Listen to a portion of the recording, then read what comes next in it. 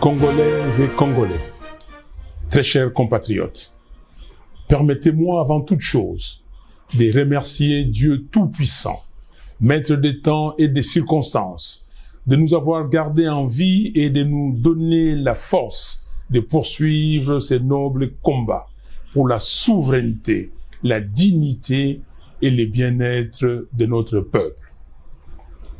En ce 30 juin 2024, marquant le 64e anniversaire de l'indépendance de notre nation, je suis partagé entre deux émotions. Une immense joie de m'adresser à vous après un long silence et une profonde tristesse face à la situation sombre et chaotique imposée par ceux qui ont usurpé notre souveraineté et confisqué nos rêves. Mes très chers compatriotes, le 30 juin 1960, Patrice Emery Lumumba a déclaré « La République du Congo a été proclamée et notre cher pays est maintenant entre les mains de ses enfants. » Plus loin, il a ajouté « Nous allons veiller à ce que les terres de notre pays profitent véritablement à ses enfants. » Au 30 juin 1960, les 2 345 410 km² du territoire national, y compris Massissi, Rutshuru et Lubero Sud, étaient sous contrôle congolais. Aujourd'hui, le pouvoir de Kinshasa n'a aucun contrôle sur des vastes zones du Nord Kivu, Sud Kivu, Ituri, Otuele et Bazuele. Tout semble être fait pour nuire aux Congolais et mettre en péril les équilibres géostratégiques du Congo-Kinshasa. La grave crise sécuritaire qui étrangle notre pays a atteint un niveau tellement inquiétant que nous risquons de ne plus avoir le Congo, notre Congo, dans sa configuration du 30 juin 1960.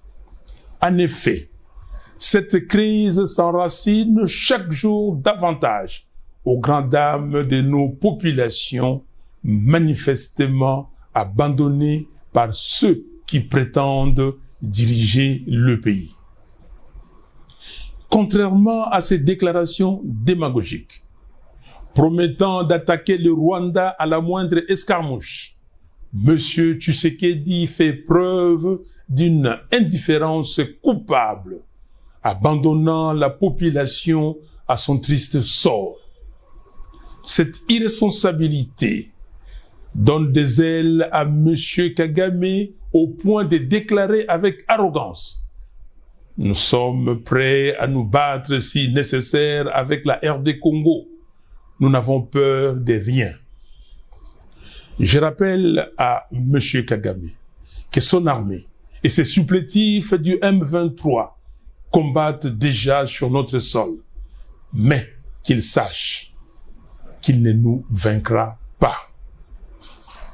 Très chers compatriotes, nous savons tous que notre pays fait l'objet d'un complot de la part de certains membres de la communauté internationale. Cela ne nous surprend pas, car depuis 1960, le projet de balkanisation n'a jamais quitté certains esprits opposés à notre souveraineté nationale et internationale. Cependant, ce qui me ronge profondément, c'est de savoir que parmi nous, il y a des pions, certains conscients, d'autres non conscients, tapis dans nos institutions, œuvrant contre les intérêts du pays. Ceci est extrêmement grave. Dans une méconnaissance flagrante de la gestion des priorités, M. Félix Tshisekedi préfère se livrer à son sport favori, des voyages inutiles à travers le monde. Il refuse de se rendre à Beni, à Butembo, à Goma, à Mungwalu ou ailleurs pour être aux côtés d'une population en détresse, compatir à son malheur et surtout trouver des solutions adaptées à la situation. Nous avons alerté à plusieurs reprises la communauté internationale sur la tentative d'extermination d'une partie du peuple congolais. Nous continuons de constater malheureusement son indifférence face à la tragédie congolaise qui dure depuis plus de 25 ans maintenant. Personne ne se préoccupe d'exhumer les rapports mapping de l'ONU, délibérément bloqués dans les tiroirs, privant ainsi des millions de victimes congolaises du droit à la justice. Comment comprendre que l'ONU et les forums internationaux discutent de la guerre en Ukraine, en Israël et à Gaza, tout en ignorant les 10 millions de morts et plus de 7 millions de déplacés internes congolais à cause de la guerre que le Rwanda et l'Ouganda nous imposent. Face à l'absence de l'État, à la complicité apparente du pouvoir en place et à l'indifférence de la communauté internationale dans les génocides congolais, il est clair que le salut de notre peuple doit être recherché au plus profond de nous-mêmes. Nous devons puiser les énergies nécessaires pour déclencher un sursaut patriotique tel que proclamé dans notre hymne national, Debout Congolais. Chers compatriotes, depuis 2019, les scandales de corruption et de détournement des deniers publics se sont multipliés, totalisant des sommes colossales, tandis que l'armée, en guerre, manque cruellement de ressources. Pendant ce temps, le régime de M. Tshisekedi continue de faire de grandes promesses au peuple, mais manque des capacités nécessaires pour relever les défis de la société congolaise. J'entends tous les jours vos cris de détresse face à la misère sociale, vos récriminations et plaintes sur la vie chère, sur la dépréciation du franc congolais par rapport au dollar, sur le manque d'infrastructures routières, aéroportières et portuaires, sur le manque d'accès à l'eau potable et à l'électricité, sur le manque de soins de santé, sur le manque d'emploi, sur la dégradation de la qualité de l'enseignement et sur les autres fléaux qui rongent la République. Oui, vous vous plaignez aussi de l'insécurité qui sévit dans toutes les grandes villes du pays, où les Kuluna, la milice UDPS, Force du Progrès, la brigade spéciale d'intervention rapide de l'UDPS règnent en maître. Dans certains quartiers de Kinshasa, il faut même l'autorisation des Kuluna pour y accéder. Comme on peut le voir, le gouvernement de M. Félix Tshisekedi est fondé sur la démagogie, le mensonge, la diversion, la distraction, la corruption et la violence. Ce gouvernement entretient l'illusion que tout va bien, alors que la réalité est tout autre. La qualité de vie des Congolais se dégrade à mesure que la corruption et les vols s'aggravent.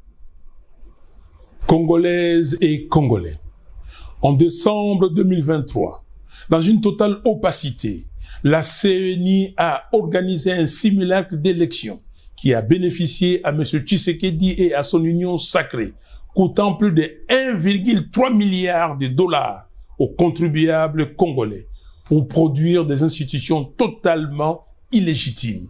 Pourtant, aucun audit sur la gestion des fonds publics par la CENI n'a été effectué. L'Assemblée nationale et le Sénat, comme les autres institutions du pays, dépensent l'argent des Congolais sans aucun devoir de redevabilité. Les deux chambres du Parlement sont des caisses de résonance qui se nourrissent de la cupidité des politiciens de circonstances et des faibles d'esprit. En plus de cette tendance démesurée à l'enrichissement illégal, M. Félix Tshisekedi divise chaque jour davantage les Congolais par un tribalisme primaire, jamais vécu jusqu'alors dans notre pays, détruisant ainsi la cohésion nationale. Comble de malheur, il envisage maintenant de changer la Constitution pour demeurer indéfinitivement au pouvoir. Cela ne passera pas. Il n'y aura pas de changement de Constitution en RDC. Pour qu'il réussisse une telle funeste entreprise, M. Tshisekedi devra marcher sur les cadavres de millions de Congolais qui sortiront dans les rues pour lui barrer la route. Mes très chers compatriotes, il est temps de prendre en charge notre destinée. Il est urgent de stopper ces oppresseurs du peuple. Ne soyons plus dupes des discours vides de sens, des hypocrites qui ont transformé notre pays en une maison de retraite à ciel ouvert. Nous devons restaurer l'intégrité du territoire national, pacifier la nation, instaurer l'état de droit, rechercher la cohésion nationale et garantir une gouvernance intègre. Et pour ce faire, nous avons besoin d'institutions légitimes, un président et un parlement élus démocratiquement, un gouvernement intègre et une justice vertueuse. La transparence électorale doit être indissociable à la question de notre souveraineté nationale. Notre combat est triple: le respect strict de notre Constitution, la défense de notre souveraineté et la recherche permanente du bien-être de notre peuple. Ce combat sera ardu, car ceux qui ont pris le pouvoir par des moyens illégitimes n'accepteront jamais la vérité des urnes. Ce qui s'est passé en 2018 et les simulacres d'élections de décembre 2023 doivent être des leçons pour nous. En attendant, j'exige la publication des barèmes de rémunération et des avantages divers pour tous les agents publics de l'État, du président de la République jusqu'au huissier de la fonction publique. La rubrique Fonds spécial d'intervention doit être supprimée des dotations budgétaires de 2 chambres du Parlement. Je demande que des audits complets du Parlement et de la CENI soient menés au plus vite. Les bureaux de l'Assemblée nationale et du Sénat ne doivent plus gérer les cash. Toutes les opérations doivent passer par la banque. Aussi, tous les membres du bureau de la CENI doivent démissionner et être traduits en justice. Par ailleurs, il est impératif de faire la lumière sur toutes les affaires de corruption et de détournement des deniers publics répertoriés à ce jour. Tous les voleurs de deniers publics, anciens et nouveaux, doivent être traduits devant la justice. Nous devons récupérer l'argent de l'État pour construire des routes, des écoles et des hôpitaux. Congolaises et Congolais, j'ai entendu vos lamentations sur mon silence depuis les simulacres d'élections de décembre 2023 et je vous remercie de toujours compter sur moi. Sachez que je ne peux pas vous abandonner et je ne relâcherai pas les combats. Plus que jamais, je suis déterminé à le poursuivre avec vous pour bâtir un Congo libre, fort, digne et prospère. Très chers compatriotes, écoutez-moi. La liberté, la justice, la souveraineté et le bien-être ne se donnent pas. Ils s'arrachent. Comme les autres peuples africains, refusons d'accompagner des politiciens véreux qui ne cherchent qu'à s'enrichir. Notre salut est entre nos mains. Lèvons-nous comme un seul homme et barrons la route aux fossoyeurs du Congo. Il n'y aura pas de changement de constitution dans notre pays. ni de présidence à vie. Congolaises et Congolais, dans la quête de dignité pour notre peuple, je rends hommage à ceux qui ont payé de leur vie et aux héros vivants qui portent les stigmates du combat, convaincus qu'un jour, notre pays sera libéré et engagé sur la voie de la démocratie et du développement. Je salue la mémoire de nos concitoyens qui ont perdu la vie au Nord Kivu, au Sud Kivu, en Ituri, au Haut-Ouélé, au Bas-Ouélé, au Maïndombe, au Kwilu et au Kwango, à cause de la convoitise de nos richesses naturelles par le Rwanda et l'Ouganda et de l'inaction des gouvernants depuis 2006. Je pense aussi aux 7 millions de nos compatriotes déplacés internes dans leur propre pays. J'ai compati avec tous nos compatriotes victimes de l'insécurité qui règne dans le pays, résultat des actions avilissantes des milices de certains partis politiques bien identifiés. Je rends hommage au sacrifice de ceux qui ont lutté pour la souveraineté, la liberté et la dignité des Congolais. Je pense notamment à Kipa Vita, Simon Kimbangu, Patrice Lumumba, Joseph Kasavubu, Etienne Tshisekedi, Joseph Malula et Laurent Mosengo qui nous inspirent.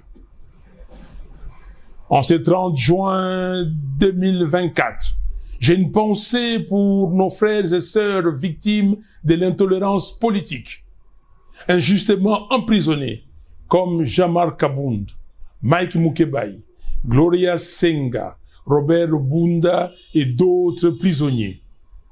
À ces vaillants combattants de la liberté, j'adresse mon soutien et mes encouragements. Tenez bon, les Congolais ne vous ont pas oublié. Votre place est aux côtés de vos familles et du peuple congolais. En ce moment crucial où l'intensification de la lutte est essentielle pour nous affranchir des chaînes de la dictature. Très chers compatriotes, en toute responsabilité, je demande à M. Félix Tshisekedi s'il a l'amour pour les Congolais et les Congos de se raviser et d'intérioriser les slogans d'Etienne Tshisekedi, le peuple d'abord. Le pays a besoin de la cohésion nationale.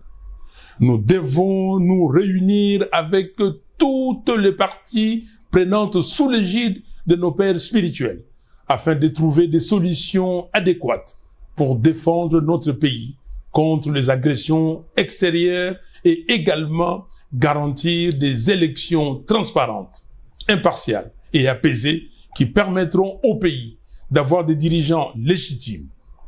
Il ne s'agit pas de partager le pouvoir, mais de sauver le pays de la balkanisation, de mettre fin aux crises politiques récurrentes et d'assurer le bien-être de notre peuple qui souffre.